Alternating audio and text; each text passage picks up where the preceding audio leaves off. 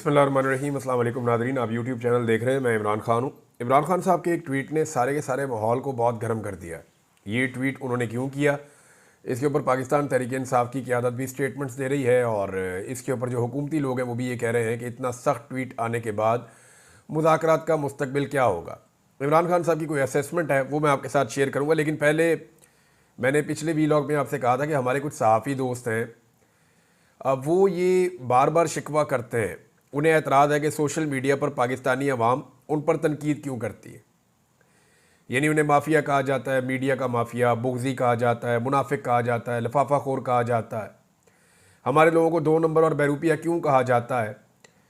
हर सहाफ़ी के हवाले से, यानी चंद सहाफ़ी तो ऐसे हैं जिनके बारे में बाकायदा लोगों ने अपनी एक राय बनाई हुई है। ये अलकाबात सहाफ़ियों को क्यों दिए जाते हैं। देखिए, हमारे यहाँ पे पाकिस्तान में एक ट्रेंड था कि सहाफ़ी जो हैं उनको कोई कुछ नहीं कह सकता, तो वो जिसको जो मर्ज़ी कहे।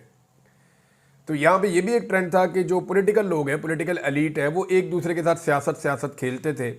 थोड़ी सी गाली ये उसको देता था, वो इसको देता था, तो ये लोग बर्दाश्त करते थे, इन्हें पता था नूरा कुश्ती है। लेकिन जैसे ही इसके बीच में एक मिडिल क्लास का आदमी आया और उसने कहा कि भाई तुम भी चोर हो, तुम भी चोर हो, तो इन्हें बहुत बुरा लगा।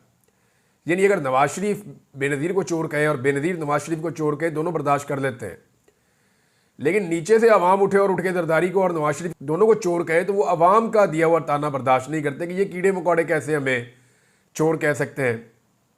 तो सोशल मीडिया के ज़रिए से पहली मरतबा आम आदमी के पास अपनी आवाज़ निकालने का एक मौका आया।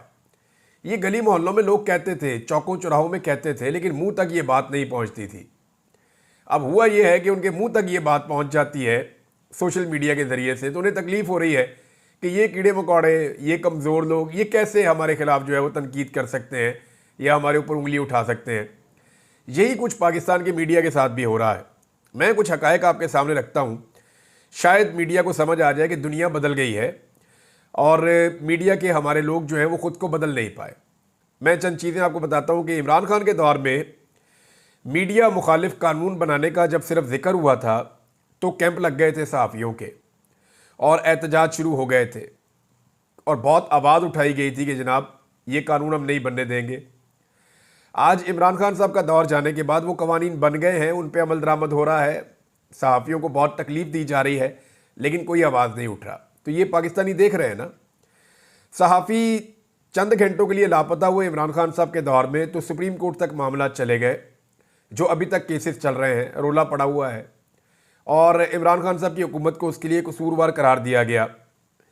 अब इस दौर में लंबे अरसे तक जबरी गुमशुदगियाँ हुई, लेकिन कोई आवाज़ नहीं उठी, बल्कि हमारे तलत हुसैन साहब और इन जैसे कई और सहाफ़ियों ने उल्टा विक्टिम ब्लेमिंग की और कई लोगों ने तो इसमें भी नवाज शरीफ की मदह सराई कर दी कि जनाब नवाज शरीफ इतने अच्छे हैं कि कोई बंदा अगर 4 महीने गायब हुआ है तो जनाब वो देखे ना, वो 4 साल भी गायब हो सकता था, तो मियाँ साहब बहुत अच्छे हैं। यानी इस किस्म की अजीब हरकतें पाकिस्तान के सहाफ़ियों ने की, तो लोगों से फिर वो क्या उम्मीद रखेंगे। महंगाई जब बहुत कम थी इमरान खान साहब के दौर में तो पाकिस्तान का मीडिया बहुत ज़्यादा दिखाता था। आज जब महंगाई बहुत ज़्यादा है तो पाकिस्तान का मीडिया उस पर बात ही नहीं करता, कवरेज बिल्कुल सिरे से गायब है। धांधली जब इमरान खान साहब के दौर में बात की जाती थी तो हुआ ये था कि जो जीते हुए बंदे थे वो पीटीआई के अंदर शामिल हुए थे और कहा जाता था ये एस्टेब्लिशमेंट इसमें रोल प्ले कर रही है।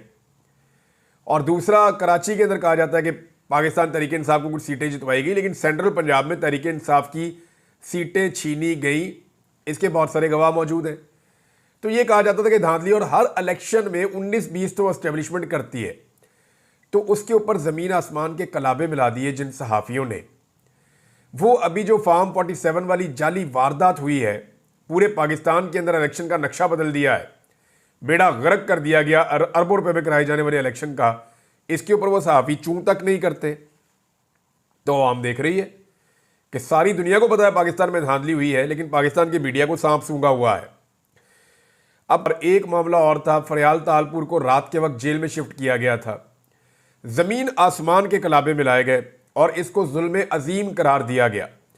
मगर आज आपके सामने कि चादर चार दीवारी का तकद्दुस पामाल होता है, ख़वातीन की रिकॉर्ड गिरफ्तारियां होती हैं, सड़कों पर औरतों को घसीटा और मारा जाता है, बच्चों के ऊपर टॉर्चर किया जाता है, ख़वातीन को अगवा किया जाता है, लेकिन इसके ऊपर किसी किस्म की कोई आवाज़ नहीं उठाता। मीडिया बिल्कुल चुप है, इसको जुल्म करार नहीं देते। नवाज शरीफ अपने प्लेटलेट्स गिराकर मुल्क से निकल गया तो वो इनकलाबी लीडर करार दिया गया पाकिस्तान की मीडिया की जानिब से। इमरान खान जेल में सख्त तरीन हालात का सामना करके लेट गया। तो फिर इसीलिए तो गुस्सा करते हैं पाकिस्तान के लोग कि आपकी मुनाफकत है, आपकी दोहरी पॉलिसी है। अब नून लीग और पीपल्स पार्टी और फजलुर रहमान को एहतजाज के लिए इमरान खान साहब जब फ्री हैंड देते थे कि आ जाओ जितना मर्जी एहतजाज करो, तो उस वक्त की हुकूमत जालिम थी। और आज कंटेनर ही कंटेनर लग जाते हैं, आंसू गैस है, तशद्दुद है, गिरफ्तारियां हैं, गोलियां हैं, लोगों को मार दिया गया, जबरी गुमशुदगियां कर दी गई, लेकिन फिर भी ये हुकूमत मजलूम है। तो ये जो एक दोहरा म्यार है पाकिस्तान की मीडिया का, ये भी वजह बनता है। 6% की तरक्की इमरान खान साहब के दौर में हो तो मीशत बहुत ख़राब है। आज 1% तक भी पहुंचना मुश्किल हो तो मीशत बहुत अच्छी है। नून लीग जजों का नाम लेकर गालियां दे, उनके पुतले जलाए और उनके साथ बाकी पार्टियां भी खड़ी हों तो वो जायज़ है। इमरान खान सिर्फ नाइंसाफ़ी की निशानदेही करे तो तौहीन अदालत भी है और मुजरिम भी है, और ये पाकिस्तान का मीडिया कर रहा है। नवाज शरीफ या जरदारी के खिलाफ 1 या 2 मुकदमे हो जाएं तो जुल्म का पहाड़ टूट जाता था। इमरान खान पर मुकदमात की डबल सेंचुरी होने वाली है और मीडिया ऐसे शो करता है जैसे कुछ हुआ ही नहीं। यानी आज भी मरियम नवाज से सवाल पूछना औरत की तौहीन है, जबकि यास्मीन राशिद को बेगुनाह जेल में रखना, उनकी सीट छीनना, ये बिल्कुल जायज़ है। एजाज चौधरी को एक बार भी सेनेट के इजलास में नहीं आने दिया गया गुज़िश्ता 2.5 साल में, इस पर कोई आवाज़ नहीं उठी। मुल्क की मईशत और अमन व अमान को मुकम्मल बर्बाद करने के बावजूद मौजूदा रजीम बड़ा मोहतरम है आपकी नज़र में, तो इस मुनाफकत और 2 नंबरी की वजह से लोग आप पर एतबार नहीं करते और ना आपको पसंद करते हैं, बल्कि आपके खिलाफ आवाज़ उठाते हैं। ये पाकिस्तान के मीडिया को बात समझनी पड़ेगी। उन्हें यह लगता है कि शायद लोग ज्यादती कर रहे हैं। नहीं, लोग जो आप लोग लगातार ज्यादती कर रहे हैं उसके ऊपर रद्द-ए-अमल दे रहे हैं। तो लोगों का रद्द-ए-अमल ऐसे ही होता है। ये पहले चौकों चौराहों में, गली मोहल्लों में होता था, अब वही डिस्कशन सोशल मीडिया पे आ गई है तो आपको बुरी लग रही है। अब नाज़रीन आ जाए इमरान खान साहब की असेसमेंट के ऊपर। देखें, जो पॉलिटिकल असेसमेंट है या सियासी हालात का अंदाज़ा है, मेरे ख्याल में वो गुज़िश्ता चंद सालों में इमरान खान से बेहतर किसी ने नहीं लगाया था। इमरान खान साहब ने पूरे सिस्टम को बेनकाब कर दिया। बड़ा टाइमली उन्होंने बताया कि जनाब ये अमेरिकन साइफर आया हुआ है, मेरी हुकूमत गिरने वाली है और मेरे साथ ये ज्यादती करने वाले हैं। तो सारी दुनिया को पता चल गया कि होने क्या वाला है। इमरान खान साहब ने जितनी भी पेशन गोइयाँ की हैं वो दुरुस्त साबित हुई हैं, चाहे वो लंदन प्लान हो, चाहे वो 8 फरवरी का इलेक्शन हो, चाहे मईशत की तबाही हो, चाहे नूरा कुश्ती का दावा हो कि ये नूरा कुश्ती कर रहे हैं फिर इकट्ठे हो जाएंगे, अदलिया पर वार हो, आईनी तरमीम का मामला हो कि अदलिया को भी काबू कर लेंगे और आईनी तरमीम करवा लेंगे। यानी ये सारा कुछ जो कुछ इमरान खान साहब ने कहा, हमने वो सारा कुछ होता हुआ देखा पाकिस्तान में। तो इसका मतलब है कि उनकी पॉलिटिकल असेसमेंट ठीक थी। अब इमरान खान साहब ने एकदम सख्त तरीन बयान क्यों दिया है जो उनके ट्विटर के ऊपर आया, हालांकि उनकी पार्टी के लोगों ने उसको शेयर नहीं किया। इमरान खान साहब जितना मर्जी सख्त बयान दें और जितनी मर्जी सख्त बात कहें, जितनी मर्जी तकलीफ बर्दाश्त करें, जब तक कि उनकी पार्टी उनके साथ खड़ी नहीं होती तब तक एस्टेब्लिशमेंट के लिए कोई प्रॉब्लम नहीं है। देखें ना, 3 चीज़ें हैं इमरान खान के पास। एक, इमरान खान खुद वो लीडर है, वो एक सिमत का तयन करते हैं कि इस तरफ हमें चलना है। दूसरा, इमरान खान की अवाम, वो इमरान खान के साथ खड़ी है। तो इमरान खान और अवाम तो एक तरफ खड़े हैं, लेकिन पाकिस्तान तहरीक-ए-इंसाफ की जो क़यादत है उनमें अक्सरियत इमरान खान के साथ नहीं खड़ी और वो इमरान खान के बयानिए का बोझ नहीं उठा सकते। अगर ये क़यादत भी इमरान खान साहब के बयानिए का बोझ उठा ले तो ये मामला बहुत तेज़ी से हल की तरफ जा सकता है और पाकिस्तान तहरीक-ए-इंसाफ का जो दबाव है वो ज़्यादा मुअस्सर हो सकता है। लेकिन इमरान खान साहब के ट्वीट को रीट्वीट करने की ज़रूरत भी इस पॉलिटिकल पार्टी की अक्सरियत के अंदर नहीं है, बल्कि वो उसको रीट्वीट नहीं करते और अगर कोई रीट्वीट करे तो फिर उसके लिए बड़े मसाइल हो जाते हैं।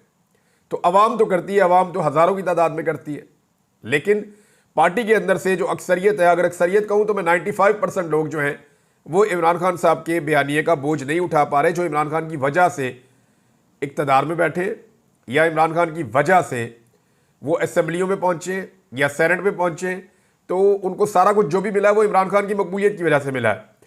इमरान खान को हुकूमत की संजीदगी का अंदाज़ा हो गया है और इसमें जो सबसे इम्पॉर्टेंट बात है वो ये है कि उनकी मुलाकात नहीं करवाई जा रही। इमरान खान ने बार बार एक खबर